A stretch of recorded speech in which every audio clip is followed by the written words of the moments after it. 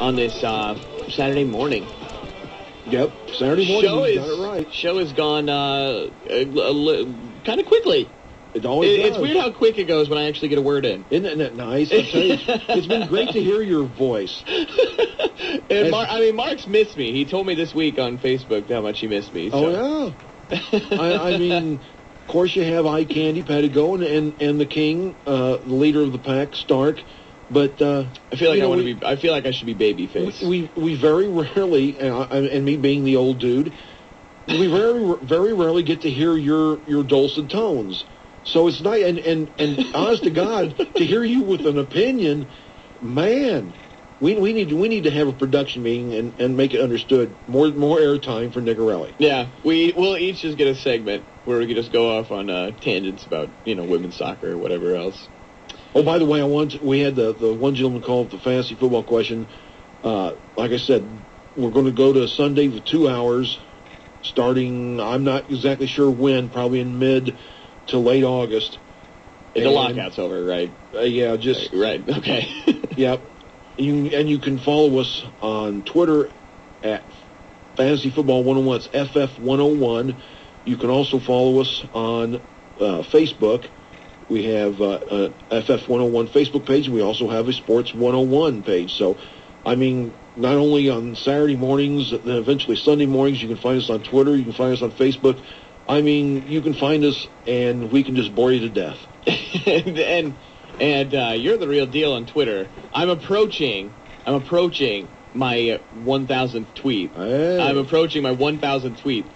You, however, are you're a little ahead of me. I think last check I'm between 3,000 and 4,000. Yep, just a little ahead of me. Mm-hmm. But I tell you what, there's information to be had if you're a fantasy football nut on there that you wouldn't believe.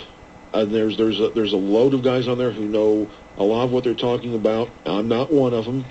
Oh yeah, Mark. But it's a real good site. Twitter gets a lot of grief, but you don't have to. If you decide to go on Twitter, you don't have to listen and read everything. You can condense it to what get what you want. That's where Twitter really comes in handy.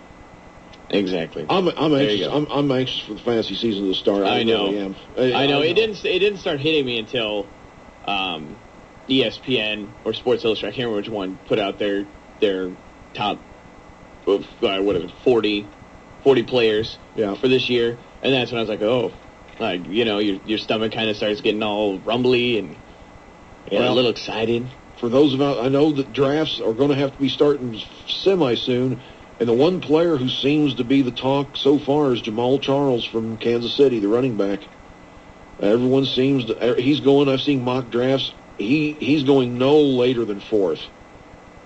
Man, that's not, nah. I'm not biting that train at all.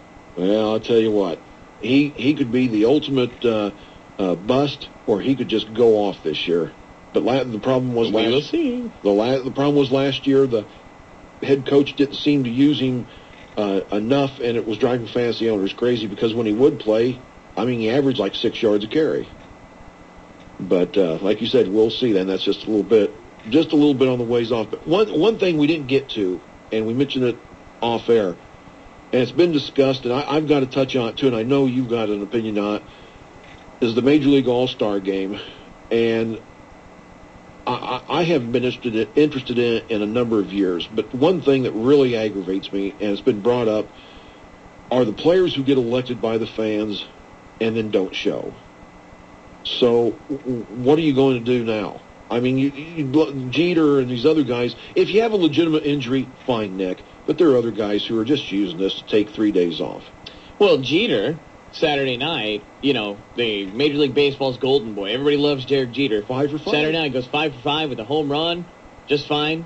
And then, nah, I don't need to play in the All-Star game. Don't worry about it. He said he was, mentally and physically worn out. Well, so much so you couldn't go to Arizona, be introduced, and wave to the crowd? Yeah, wave to the crowd, maybe have to play 2 innings. Oh, but maybe have to play 2 innings. Well, and if nothing else, it was saying the first thing he gets a ground ball hit to him, he throws someone out. Okay, coach, take me out. I mean, but just make an appearance. The fans, when the fans vote you in, make an appearance at least. 529-1450 for your opinion.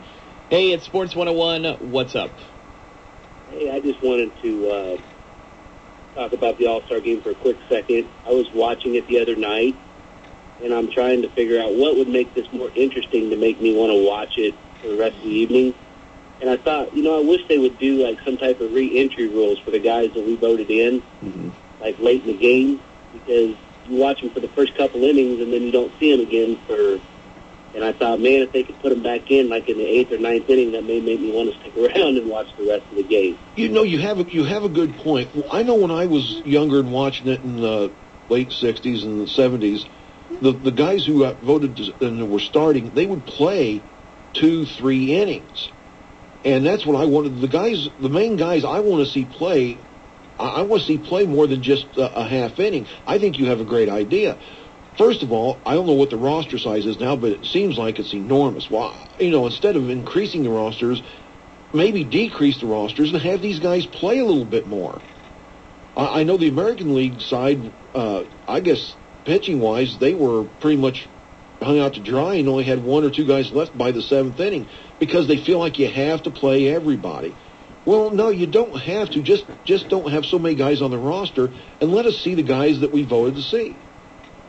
Yeah, it's silly. Thanks for your call. It's silly for every team to have an all-star. I'm sorry. That is stupid. Nick, if you don't have anyone on your team worthy, then you don't get a representative. Don't just throw a relief pitcher in there because, he's having a pretty good year. I don't want to see that. No. And at what point do you quit calling it an all-star game? At what point do you quit calling it that? It's an exhibition game with players from different teams. It's not an all-star game. You can't have 87 different players and call it an all-star game. I'm sorry. I think that's pretty close to the number of guys between the guys who were voted in and then decide not to come or injuries. I think you were pretty close to how many guys were involved in one way or the other in the all-star game. That's outrageous. And it's showing, too. It's not just our opinion. I mean, Fox's rating for the all-star game, the lowest it's ever been. The lowest it's ever been. And you still have your guys like your David Ortiz, from around here. You've got Matt Holliday and Lance Berkman, Prince Fielder. You have these popular players, but if they're not playing for anything and they're not actually the All-Stars, then what is it? Then what are they playing for? It's a good point. It's just another in the long line of things that Bud Selig and the boys need to figure out to draw interest. And I've heard it mentioned maybe that the Major League Baseball needs to go to a type of deal like the NBA does when they have an all-star weekend. Well, okay, maybe give it a try. But then you'd be missing games, and the owners would just panic with the revenue they'd be missing. But